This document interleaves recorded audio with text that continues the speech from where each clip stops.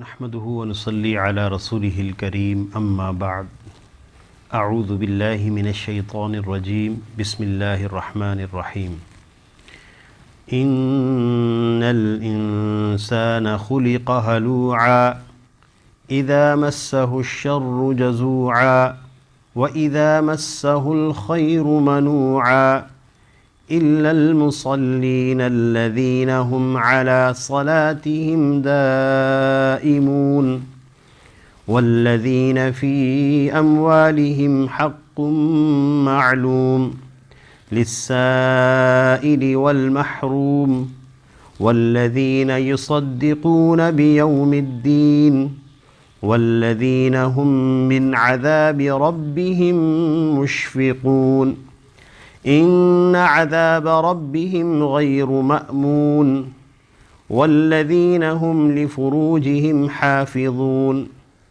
إلا على أزواجهم أو ما ملكت أيمانهم فإنهم غير ملومين فمن ابتغى وراء ذلك فأولئك هم العادون والذين هم لأماناتهم وعهدهم راعون والذين هم بشهاداتهم قائمون والذين هم على صلاتهم يحافظون أولئك في جنات مكرمون صدق الله العظيم۔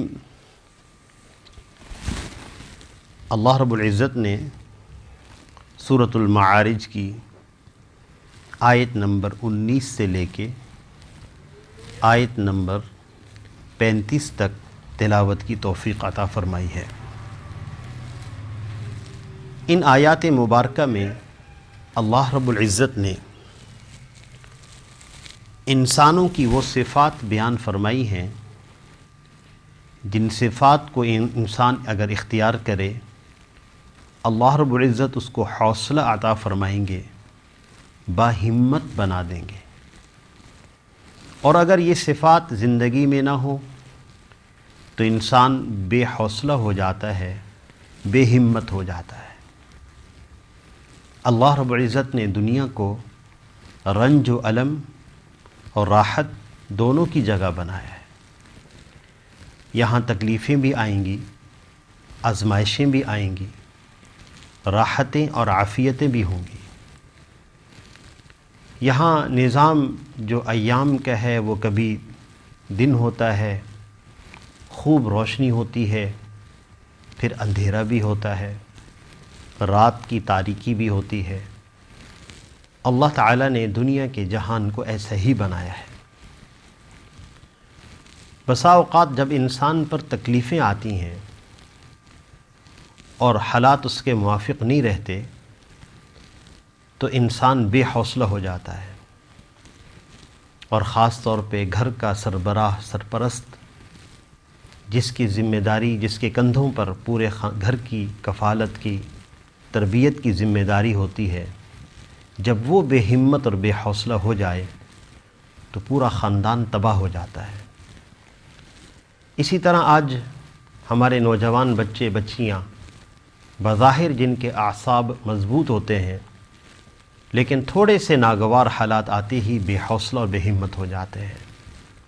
اور آج کل کے جو حالات پیش آ رہے ہیں مختلف وبائی امراض کی صورت میں، انسان اس میں بہت زیادہ بے حوصلہ ہو رہا ہے، بے ہمت ہو رہا ہے۔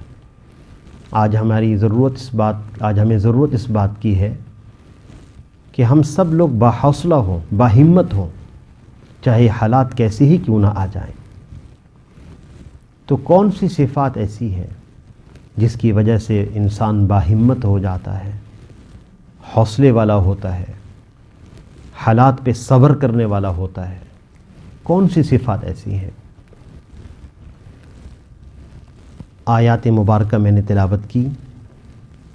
پہلی آیت مبارکہ اس کا ترجمہ یہ ہے، ان الانسان خلق ہلوعا، بے شک انسان بے حوصلہ پیدا کیا گیا ہے، بے ہمت پیدا کیا گیا ہے۔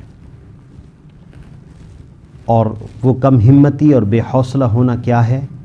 اذا مسہ الشر جزوعا، جب اس کو کوئی تکلیف پہنچتی ہے تو وہ بہت گھبرا جاتا ہے۔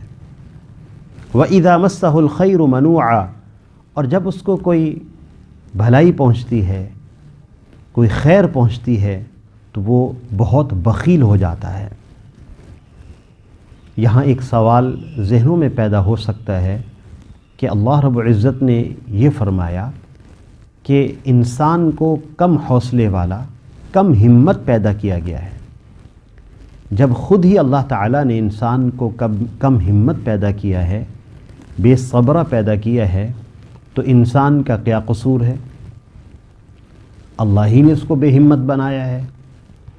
جو حالات کی مشقت کو برداشت نہیں کر سکتا، بے صبرہ ہو جاتا ہے، تو مفسرین کرام اس کا جواب یہ دیتے ہیں کہ در حقیقت اللہ رب العزت نے انسان کے اندر دو طرح کی خوبیاں، صفات رکھی ہیں۔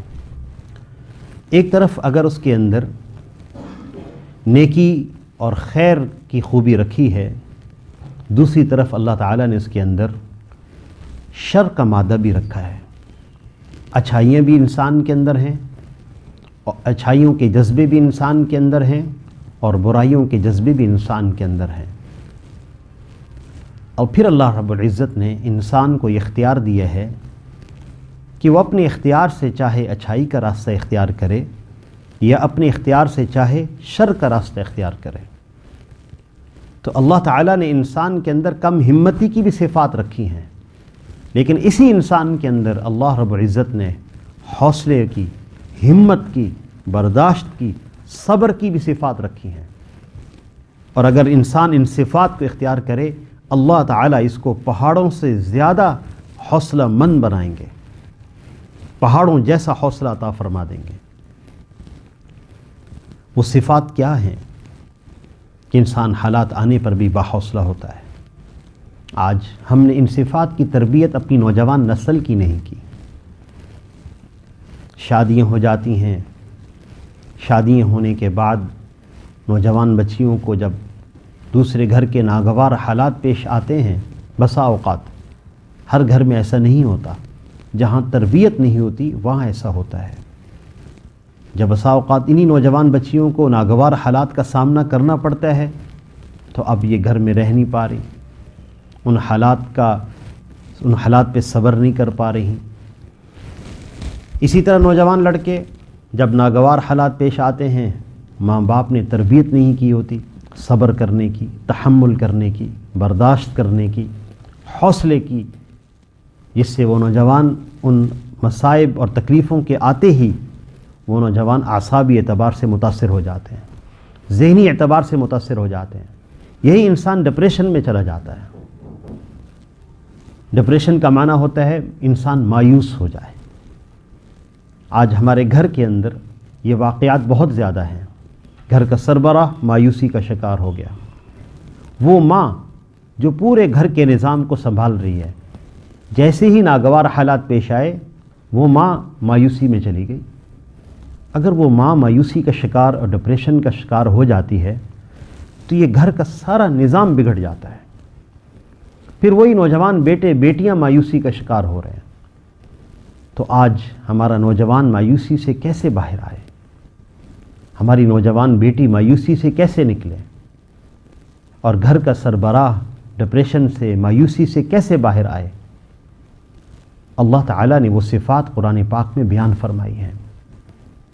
ایک ایک صفت کو انسان سنتا چلا جائے اور اپنے اندر اس کو دیکھتا چلا جائے کہ یہ صفت میرے اندر ہے یا نہیں۔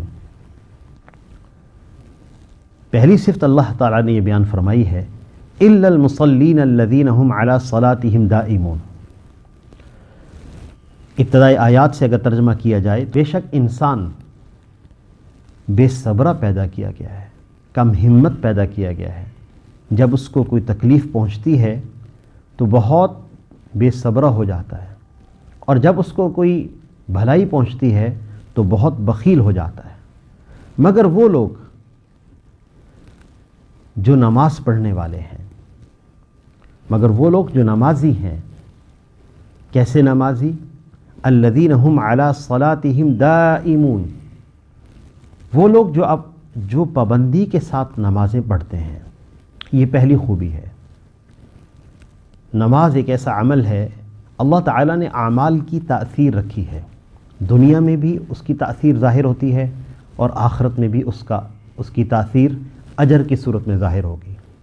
نیک اعمال کا اثر دنیا میں بھی ہوتا ہے اور آخرت میں نیک اعمال کا بدلہ اجر کی صورت میں ملے گا. نماز کا ایک اثر قرآن پاک میں مذکور ہے، ان الصلاۃ تنہی عن الفحشاء والمنکر، کہ نماز بے حیائی سے اور برے باتوں سے روکتی ہے. یہ نماز کا اثر ہے.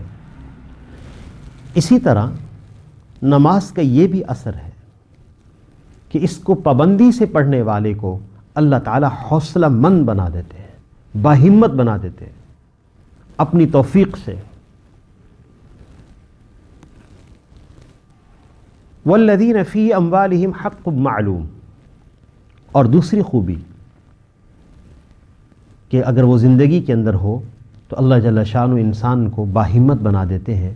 اور وہ لوگ جن کے مالوں میں حق متعین ہے، للسائل والمحروم، سوالی کے لیے بھی اور بے سوالی کے لیے بھی، جن کے مالوں میں حق متعین ہے. مفسرین کرام فرماتے ہیں اس سے مراد یہاں پہ زکوٰۃ ہے، جو لوگ زکوٰۃ دینے والے ہیں.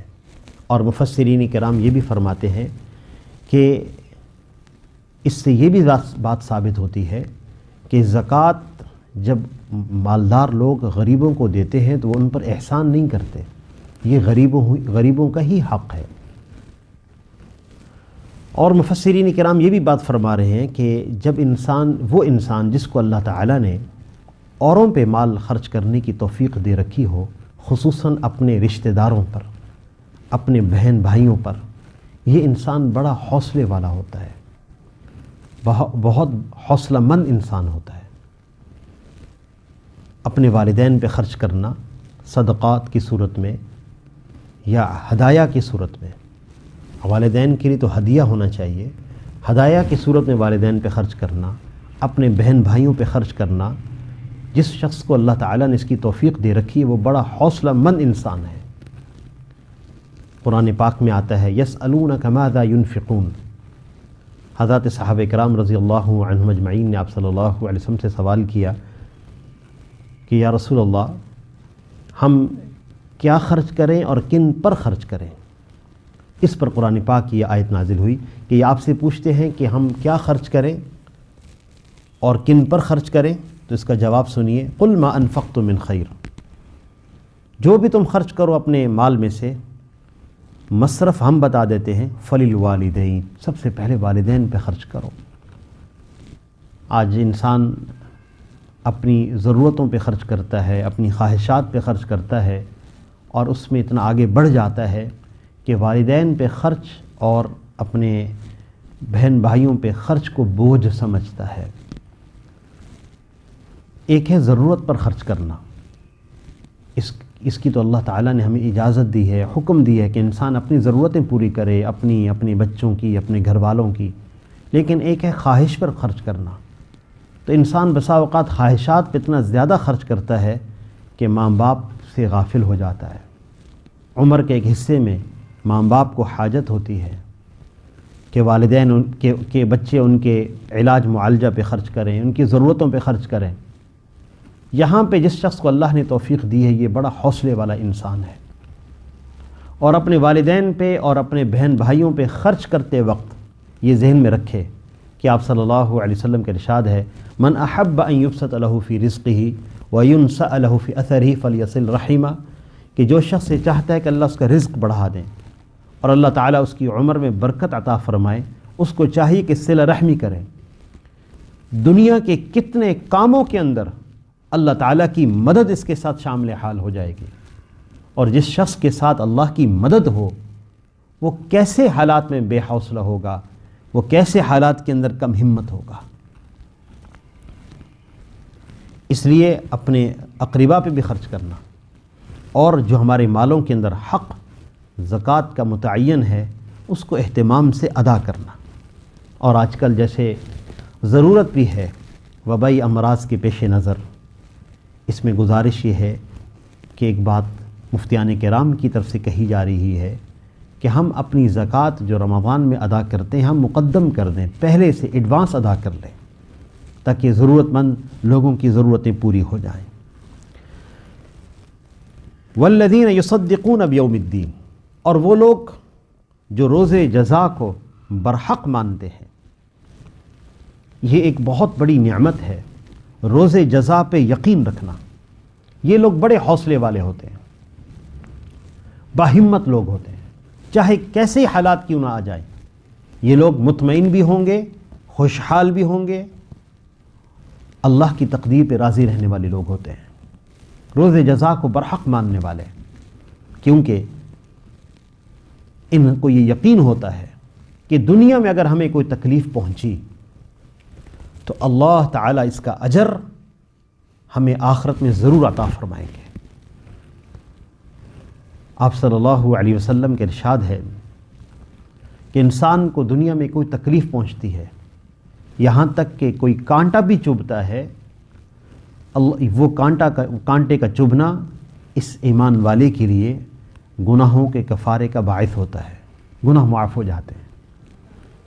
بسا اوقات انسان کو بخار ہوتا ہے، شدت کا بخار۔ ایک روایت کے اندر آتا ہے کہ اللہ تعالیٰ نے ایمان والوں کے لیے دنیا میں بخار جہنم کے بدلے میں رکھا ہے، اور بعض روایات میں آتا ہے کہ ایک رات کا بخار شدت کا انسان پر ایسا آتا ہے کہ اس کے گناہوں کی مغفرت اس کے سبب سے ہو جاتی ہے۔ اس لیے مؤمن کو جب بھی کوئی تکلیف پہنچے گی تو مؤمن چونکہ روز جزا پہ یقین رکھنے والا ہے کہ ایک دن ایسا ہے مجھے اس تکلیفوں پہ اجر ملے گا، اس لیے وہ مؤمن مطمئن رہتا ہے۔ حضرت عمران ابن حسین رضی اللہ تعالی عنہ 10 سال بیماری میں مبتلا رہے، اور ایسی بیماری جس میں کروٹ نہیں لے سکتے تھے، لیکن ان کا چہرہ بڑا چمکتا تھا۔ اللہ تعالیٰ نے ان کو اس بیماری پہ صبر کی توفیق عطا فرمائی، اور اس کے نتیجے میں ان کو اللہ نے یہ انعام دیا تھا کہ وہ فرماتے ہیں کہ فرشتے مجھے آ کے سلام کرتے ہیں اور میں ان کے سلام کو سنتا ہوں۔ فرشتے آ کر مجھے سلام کرتے ہیں اور میں ان کے سلام کو سنتا ہوں۔ اللہ تعالیٰ نے یہ مقام ان کو عطا فرمایا۔ اس لیے بہت ساری تکالیف ایسی ہیں کہ انسان ان پر صبر کرتا ہے۔ اچھا، صبر کا معنی بھی سمجھنا چاہیے۔ صبر کا معنی یہ نہیں ہوتا کہ انسان روئے نہیں، اس کو دکھ کا احساس نہ ہو، اس کو تکلیف کا احساس نہ ہو۔ صبر کا یہ معنی نہیں ہوتا۔ آپ صلی اللہ علیہ وسلم نے ایک موقع پر صبر کی تعلیم فرمائی۔ ایک موقع ایسا آیا کہ آپ صلی اللہ علیہ وسلم کے بیٹے حضرت ابراہیم کا انتقال ہوا۔ حضرت عمران آپ صلی اللہ علیہ وسلم عبد الرحمن ابن عوف رضی اللہ تعالی عنہ کے ساتھ تشریف لائے، اور بیٹے نے ان کے سامنے بیٹے کی نزع کا عالم طاری تھا، اور جان بیٹے کی سامنے نکلی تو آپ صلی اللہ علیہ وسلم رو دیے، آنکھوں سے آنسو جاری ہو گئے۔ تو اس موقع پر صحابہ اکرام رضی اللہ عنہم اجمعین نے عرض کیا، یا رسول اللہ یہ کیا ہے؟ آپ تو ہمیں تو آپ صبر کی تعلیم دیتے ہیں لیکن خود رو رہے ہیں اس موقع پر۔ تو آپ صلی اللہ علیہ وسلم نے ایک بات ارشاد فرمائی جو بہت بڑی تعلیم ہے صبر کی، اور اس کا طریقہ ہے سیکھنے کا۔ آپ نے ارشاد فرمایا کہ ان العین تدمع والقلب یحزن، کہ میری آنکھیں رو رہی ہیں، دل غم زدہ ہے، ولا نقول الا ما يرضى ربنا، لیکن زبان سے صرف ہم وہ بات کہیں گے جس سے ہمارا رب راضی ہوتا ہے۔ وَإِنَّا بِفِرَاقِكَ يَا إِبْرَاهِيمُ لَمَحْزُونُونَ، اے ابراہیم ہم تیرے فراق میں بہت غم زدہ ہیں، ہم آپ کی جدائی میں بہت غم زدہ ہیں، لیکن زبان سے صرف وہ بات کہیں گے جس سے اللہ راضی ہوتا ہے۔ تکلیف آئی ہے، کسی قریبی عزیز کی دنیا سے چلے جانے کی تکلیف آئی، کسی قریبی عزیز کی شدید بیماری میں مبتلا ہونے کی خبر آئی، ہم زبان سے صرف وہ بات نکالیں گے جس سے اللہ راضی ہوتے ہیں۔ ہم یہ نہیں کہیں گے کہ چھوٹا سا بچہ تھا، اے اللہ آپ نے اس کو اتنی تکلیفیں کیوں دی، اس کو ہمیں وینٹیلیٹر پہ رکھنا پڑا، ڈاکٹروں نے اتنے انجیکشن لگائے، چھوٹی سی جان تھی، آپ نے اتنی زیادہ تکلیفیں اس کو دے دی، آپ چاہتے تو صحت دے سکتے تھے، نہیں۔ ہم اللہ تعالیٰ کی تقدیر سے شکوہ نہیں کریں گے، اس لیے کہ اللہ تعالیٰ اس تکلیف کا اجر ہمیں آخرت میں ضرور عطا فرمائیں گے۔ ایک چھوٹی سی تکلیف ہے، بسا اوقات انسان بچیوں کی پرورش میں تکلیف اٹھاتا ہے، بسا اوقات انسان کو چونکہ بچیوں سے نفع کی امید نہیں ہوتی، لڑکوں سے نفع کی امید ہوتی ہے، لڑکیوں سے بظاہر نفع کی امید نہیں ہوتی کہ ان کی تو شادیاں ہو جائیں گی، یہ تو اگلے گھروں میں چلی جائیں گی، لیکن پھر بھی انسان ان پہ خرچ کرتا ہے، تکلیف اٹھاتا ہے، اور بسا اوقات یہ بات اس کے سامنے آڑے آتی ہے کہ میں بچیوں کی پرورش کر رہا ہوں، اس سے ان سے مجھے کیا فائدہ، یہ تو اور شادی ہو کر اور گھروں میں چلی جائیں گی، یہاں تو رہیں گی نہیں۔ نہیں، انسان اس بات کو نہ دیکھے۔ جو دنیا میں انسان مشقت اٹھائے گا کسی بھی عمل کی، اس کا اجر اللہ آخرت میں دیں گے۔ حدیث میں آتا ہے من عال جاریتین حتی تبلغا، کہ جو دو بچیوں کی پرورش کرے یہاں تک کہ وہ بچیاں بالغہ ہو جائیں، آپ نے ارشاد فرمایا کہ میں اور وہ شخص اس طرح کل قیامت کے دن آئیں گے، ضم اصابعہ، آپ صلی اللہ علیہ وسلم نے اپنی شہادت کی انگلی اور درمیان والی انگلی ملا کر دکھائی کہ کل قیامت کے دن ہم اس طرح اکٹھے ہوں گے، اس طرح وہ میرے ساتھ ہوگا وہ شخص۔ کتنی بڑی فضیلت ہے صرف دو بچیوں کی پرورش کرنے کی مشقت اٹھانے پر۔ اس لیے دنیا میں جو بھی تکلیف آئے گی ایمان والے کو، اس پر وہ صبر کرے گا۔ والذین یصدقون بیوم الدین، چونکہ وہ روز جزا پر یقین رکھنے والے ہیں، اس لیے وہ حوصلہ مند لوگ ہوتے ہیں۔ اچھا، اسی طرح بسا اوقات انسان جب اپنے بہن بھائیوں پہ خرچ کرتا ہے، اپنے رشتہ داروں پہ خرچ کرتا ہے، تو لوگ کہتے ہیں کہ آپ یہ خرچ کیوں کر رہے ہیں، اس کا کیا فائدہ، کیا بدلے میں ملے گا آپ کو؟ بھائی پلٹ کر نہیں پوچھتا، کبھی اس نے آپ کے ساتھ صلہ رحمی نہیں کی، کیا فائدہ اس بھائی پر خرچ کرنے کا، کیا فائدہ اس بھائی کے ساتھ صلہ رحمی کرنے کا؟ تو یاد رکھیے گا، صلہ رحمی صرف اس صورت میں ہو سکتی ہے، یا انسان میں خرچ کرنے کا حوصلہ صرف اس صورت میں ہو سکتا ہے جب اس کو یقین ہو کہ مجھے بدلہ اس دنیا میں اس شخص سے نہیں لینا، یہ بدلہ مجھے اپنے اللہ سے لینا ہے، اور اللہ اس کا اجر عطا فرمائیں گے۔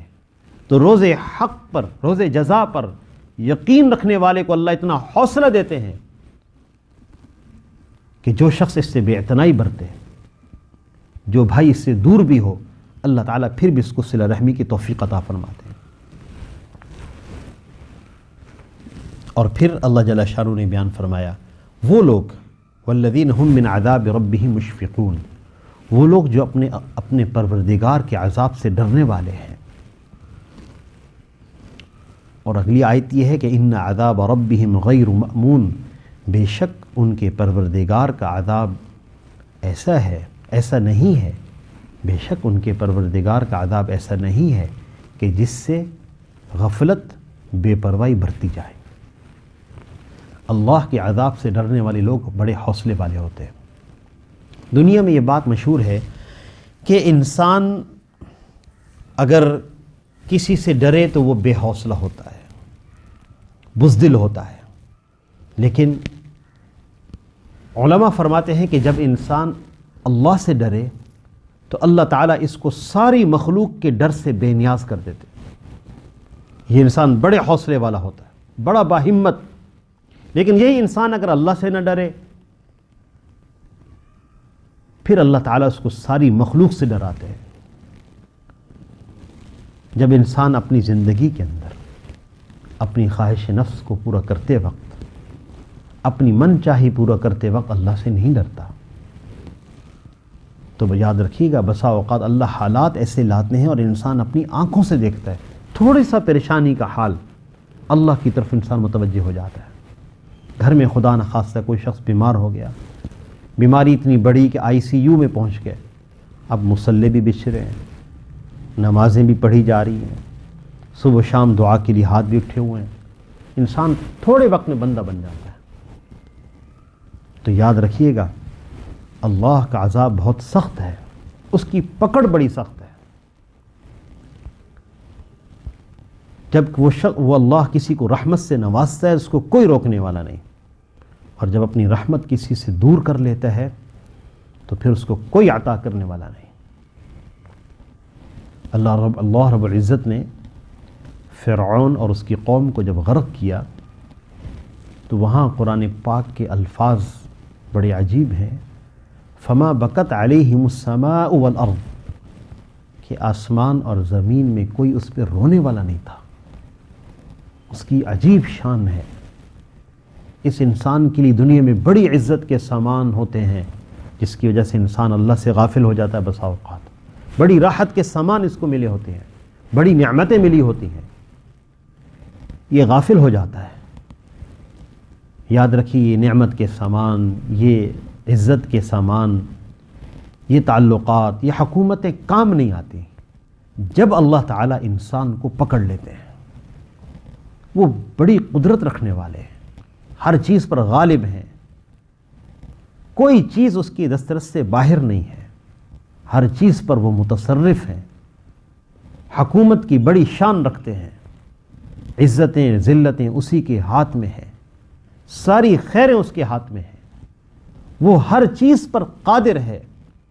انسان بسا اوقات سوچتا ہے کہ میرے پاس یہ تدبیر ہے، یہ تدبیر ہے، یہ نظام ہے، میرا نقصان نہیں ہو سکتا، لیکن نقصان ایسے راستے سے داخل ہوتا ہے انسان حیرت زدہ رہ جاتا ہے کہ کیا سے کیا ہو گیا۔ اس لیے اللہ کے عذاب سے ڈرنے والے لوگ حوصلے والے لوگ ہوتے ہیں۔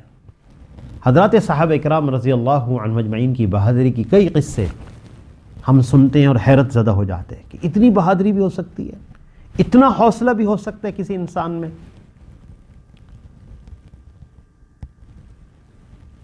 اس کا سبب صرف کہ وہ لوگ اللہ سے ڈرنے والے تھے، تو مخلوق کا ڈر ان کے دلوں میں نہیں تھا، حالات کا خوف ان کے دلوں میں نہیں تھا۔ والذین هم لفروجہم حافظون، اور وہ لوگ جو اپنی ستر کی جگہ کی حفاظت کرنے والے ہیں، یہ بڑے حوصلے والے لوگ ہوتے ہیں۔ الا علی ازواجہم او ما ملکت ایمانہم، مگر ان کی بیویاں یا ان کی باندیاں جو ان کی ملکیت میں ہیں۔ فإنہم غیر معلومین، اس میں ان پر کوئی ملامت نہیں ہے۔ اللہ تعالیٰ نے حلال راستہ جو بتایا وہ انسان کی اپنی پاکیزہ بیویاں، اور اس کے علاوہ جو انسان راستہ اختیار کرے گا فمن ابتغى وراء ذلك، اور جو اس کے علاوہ طریقہ اختیار کریں گے فأولئک هم العادون، وہ لوگ حد سے گزرنے والے ہیں۔ تو جو انسان، جو نوجوان اپنی ستر کی جگہ کی حفاظت کرے گا، اللہ تعالیٰ اس کو حوصلہ مند بنائیں گے، باہمت بنا دیں گے، باحوصلہ بنا دیں گے۔ یہ آدمی ڈپریشن میں نہیں جائے گا، ڈپریشن کا مریض نہیں بنے گا، مایوسی کی طرف نہیں جائے گا۔ اللہ تعالیٰ کی توفیق اس شخص کے ساتھ ہوگی۔ والذین هم لاماناتہم وعہدہم راعون، اور وہ لوگ جو اپنی امانتوں کی اور اپنے عہد کی پاسداری کرتے ہیں، یہ لوگ بڑے حوصلے والے ہوتے ہیں۔ امانت دار ہونا بہت بڑی خوبی ہے۔ یاد رکھیے گا کہ آج ہمارے ہاں اس خوبی کا فقدان ہے، لوگ امانت دار نہیں ہوتے۔ امانت داری چونکہ قرآن پاک میں یہاں جمع کا صیغہ ہے، لہذا کئی قسم کی امانتوں کو شامل ہے۔ جیسے انسان کسی کے پاس اپنا مال رکھوائے، وہ امانت دار ہو، وہ مال اس کو پورا واپس کر دے، اسی طرح یہ بھی امانت داری ہوتی ہے کہ کوئی آدمی کسی سے اپنی راز کی بات کہے تو اس کی راز کی بات کو کسی پر ظاہر نہ کرے۔ آج ہمارے نوجوان بچے بچیوں میں یہ عادت نہیں ہے۔ گھر کا کوئی سربراہ، خاندان کا سربراہ ایسا امین ہو کہ جو کوئی چاہے اس کے پاس آئے، اپنے گھر کے مسائل کے بارے میں بات کرے، اپنی پریشانیاں بتائے، یہ ایسا امین ہو کہ ہر چیز اپنے اندر ہضم کرنے والا ہو۔ آپ صلی اللہ علیہ وسلم کے ارشاد ہے المجالس بالامانہ، مجلس امانت داری کے ساتھ ہے۔ گھر کا سربراہ، گھر کا بڑا، وہ خاتون بھی ہو سکتی ہے، وہ مرد بھی ہو سکتا ہے، وہ اپنے پورے خاندان کو سنبھال رہے ہوتے ہیں، کتنے لوگوں کے مسائل وہ سن رہے ہوتے ہیں لیکن اپنے اندر ہضم کرتے چلے جائیں، کسی پر بات ظاہر نہ کریں۔ اسی طرح المجالس بالامانہ، مجلسیں امانت کے ساتھ ہوتی ہیں۔ ہمارے نوجوان بچوں کی تربیت نہیں ہے۔ جب یہ بچے کسی جگہ فرم میں جاب کرتے ہیں، کسی جگہ ملازمت ہو جاتی ہے، وہاں ان کے باس اپنے پاس بلا کر کوئی بات کہتے ہیں، اب اس نوجوان کا ہاضمہ درست نہیں ہے، یہ بات جا کے کسی سے جا کے کر دیتا ہے، اپنے باس کی نگاہ کے اندر یہ غیر ذمہ دار ہو جاتا ہے، ترقی نہیں کر پاتا۔ نہیں، المجالس بالامانہ، یہاں تک کہ علماء نے لکھا ہے کہ کوئی آدمی آپ کے پاس بیٹھے اور دائیں بائیں دیکھ کر پھر آپ سے کوئی بات کہے، اس کی کیفیت یہ بتا رہی ہے کہ وہ اپنی بات کسی کو نہیں بتانا چاہتا، صرف آپ سے کرنا چاہتا ہے، تو اس بات کو اپنے اندر ہضم کر لیجئے۔ اب اس کی بات امانت ہے۔ والذین هم بشہاداتہم قائمون، اور وہ لوگ جو اپنی گواہیوں پر جو اپنی گواہیوں کو ٹھیک ادا کرتے ہیں۔ یاد رکھیے کہ ہم نے بھی گواہی دی ہوئی ہے، اور وہ گواہی بھی مفسرین فرماتے ہیں اس میں داخل ہے سب سے پہلی گواہی، بنیادی بات سب سے، کہ ہم سب نے گواہی دی ہے کہ اللہ ایک ہے اور محمد صلی اللہ علیہ وسلم اللہ کے رسول ہیں۔ ہم نے اس بات کی گواہی دی ہوئی ہے، اور اللہ ہی عبادت کے لائق ہیں، اس کے علاوہ کوئی عبادت کے لائق نہیں، اور وہی ہمارے معبود ہیں، ہم ان کے بندے ہیں۔ اس گواہی کے بعد جب انسان اللہ کے حکموں کے خلاف چلتا ہے، اور اس گواہی کے بعد جب انسان اللہ کی نافرمانی کرتا ہے، تو یاد رکھیے گا قول سے یہ انسان گواہی تو دے رہا ہے لیکن عملاً انسان اس گواہی کے خلاف کر رہا ہے۔ پھر فرمایا والذین هم علی صلاتہم یحافظون، وہ لوگ جو اپنی نمازوں کی حفاظت کرنے والے ہیں، یہ لوگ بڑے حوصلے والے ہوتے ہیں۔ مفسرین کرام فرماتے ہیں کہ یہ جو 37 نمبر آیت ہے، 34 نمبر جو آیت ہے کہ والذین هم علی صلاتہم یحافظون، جو اپنی نمازوں کی حفاظت کرنے والے ہیں، اور پیچھے جو 23 نمبر آیت گزری الذین هم علی صلاتہم دائمون، جو پابندی سے نمازیں ادا کرتے ہیں، ان دونوں میں فرق ہے۔ جو پہلی آیت جو 23 نمبر ہے، اس کا معنی یہ ہے کہ پابندی سے وہ نمازیں ادا کرتے ہیں، اور یہ جو 34 نمبر آیت ہے والذین هم علی صلاتہم یحافظون، جو اپنی نمازوں کی حفاظت کرتے ہیں، اس کا معنی یہ ہے کہ نمازوں کی آداب کی رعایت، اس کی سنن کی رعایت، اس کا اہتمام کرتے ہوئے نمازیں ادا کرتے ہیں۔ اور ایک اور معنی بھی علماء فرماتے ہیں کہ نمازوں کی حفاظت کا مطلب یہ بھی ہے کہ انسان نیک عمل کرے اور پھر ان کی حفاظت بھی کرے، کہیں ایسا نہ ہو کہ نیک اعمال کے ساتھ انسان کسی پہ ظلم کر رہا ہو جس کی وجہ سے اس کے نیک اعمال ضائع نہ ہو جائیں۔ آپ صلی اللہ علیہ وسلم نے ایک دفعہ ارشاد فرمایا اتدرون ما المفلس، کیا تم جانتے ہو کہ مفلس کون ہے؟ پھر آپ صلی اللہ علیہ وسلم نے ارشاد فرمایا، صحابہ کرام نے عرض کیا یا رسول اللہ، مفلس وہ ہے جس کے پاس نہ کوئی سامان ہو نہ کوئی درہم ہو۔ آپ صلی اللہ علیہ وسلم نے ارشاد فرمایا مفلس میری امت میں سے وہ ہے جو کل قیامت کے دن اس طرح آئے گا کہ اس کے پاس نمازیں بھی ہوں گی، روزے بھی رکھے ہوں گے، زکوٰۃ بھی ادا کرتا ہوگا، نیک اعمال کے انبار ہوں گے، لیکن وقد شتم ھذا وقذف ھذا واکل ھذا وسفک دم ھذا وضرب ھذا، کہ اس نے کسی کو گالی دی ہوگی، کسی پر تہمت لگائی ہوگی، کسی کا ناجائز طریقے سے مال کھایا ہوگا، کسی کا خون بہایا ہوگا، کسی کو مارا ہوگا، تعدی اور ظلم کیا ہوگا، تو بدلہ لینے والے کل قیامت کے دن آئیں گے، بدلے کا مطالبہ کرنے والے کل قیامت کے دن آئیں گے، اس نیک عمل کرنے والے کی نیکیاں اس کو دی جائیں گی، اور یہاں تک کہ اس کے پاس وہ نیکیوں کا انبار ختم ہو جائے گا، تو پھر بھی مطالبہ کرنے والے باقی ہوں گے، تو مطالبہ کرنے والوں کے گناہ اس شخص پر لاد دیے جائیں گے۔ تو آپ صلی اللہ علیہ وسلم نے ارشاد فرمایا کہ یہ شخص مفلس ہے۔ اس لیے نمازوں کی حفاظت بھی چاہیے، حج کی حفاظت بھی چاہیے، نیک عملوں کی حفاظت بھی چاہیے۔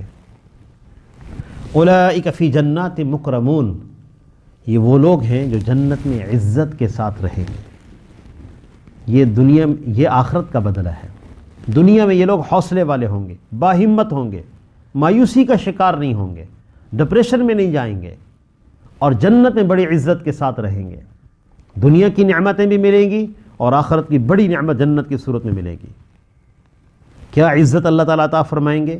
اب صلی اللہ علیہ وسلم کا ارشاد ہے کہ اللہ جل شانہ کا یہ ارشاد ہے، اعددت لعباد الصالحین ما لا عین رأت ولا اذن سمعت ولا خطر علی قلب بشر، کہ میں نے نیک بندوں کے لیے وہ کچھ تیار کر رکھا ہے جو کسی آنکھ نے نہیں دیکھا، کسی کان نے نہیں سنا، کسی انسان کے دل پر اس کا خیال بھی نہیں گزر سکتا۔ وہ نعمت ہے جو وہم و گمان میں بھی نہیں ہو سکتی۔ کیا کیا نعمتوں سے اللہ تعالیٰ اعزاز عطا فرمائیں گے۔ آپ صلی اللہ علیہ وسلم کا ہی ارشاد ہے کہ جب جنت کے لوگ جنت میں داخل ہو جائیں گے تو ایک پکارنے والا پکارے گا، ان لکم ان تصحوا فلا تسقموا ابدا، کہ تم ہمیشہ صحت مند رہو گے، کبھی بیماری نہیں آئے گی۔ وَإِنَّ لَكُمْ أَن تَحْيُوا فَلَا تَمُوتُوا أَبَدًا، تم ہمیشہ زندہ رہو گے، کبھی موت نہیں آئے گی، بیماریاں ختم، موت ختم۔ وَإِنَّ لَكُمْ أَن تَشِبُّوا فَلَا تَحْرَمُوا أَبَدًا، اور تم ہمیشہ جوان رہو گے، کبھی بڑھاپا نہیں آئے گا۔ تو اللہ جل شانہ ہمیشہ کی جوانی عطا فرمائیں گے، ہمیشہ کی راحتیں عطا فرمائیں گے۔ وَلَكُمْ فِيهَا مَا تَشْتَهِي أَنفُسُكُمْ، وہاں جو تم چاہو گے تمہیں اللہ عطا کریں گے۔ وَلَكُمْ فِيهَا مَا تَدَّعُونَ نُزُلًا مِّن غَفُورٍ رَحِيمٍ، معلوم بھی ہے کہ یہ مہمان نوازی کس کی طرف سے ہے؟ بخشنے والے رحمان رب کی طرف سے مہمان نوازی ہوگی۔ مفسرین نے لکھا ہے کہ اس کا مطلب یہ ہے کہ لاکھوں نعمتیں ایسی ہیں، لاکھوں نعمتیں ایسی ہیں جہاں تک ہماری خیال کی رسائی نہیں ہو سکتی، ہمارے علم میں کبھی نہ آئیں وہ نعمت ہے، لیکن اللہ کے خزانوں میں ہے۔ اللہ وہ نعمتیں بھی بن مانگے عطا فرمائیں گے۔ یہ ہے مہمان نوازی اس رب کی طرف سے جو بخشنے والا ہے اور رحمان رب ہے۔ تو آج ضرورت اس بات کی ہے کہ ہم ان صفات کو اپنے اندر لانے کی کوشش کریں، جیسے ہی دنیا کے حالات کیوں نہ ہوں۔ اللہ تعالی ہمیں ان صفات کی وجہ سے صبر کی بھی توفیق عطا فرمائیں گے اور اللہ تعالی ہمیں حوصلے والا بنائیں گے۔ تو جب بھی آپ ضرورت سمجھیں، سورۃ المعارج کی آیت نمبر 21 سے لے کر اور آیت نمبر 35 تک جب چاہے ضرورت سمجھیں، ہم اس کی تلاوت کریں اور ان صفات کو اپنے اندر لانے کی کوشش کریں۔ وآخر دعوانا ان الحمد للہ رب العالمین۔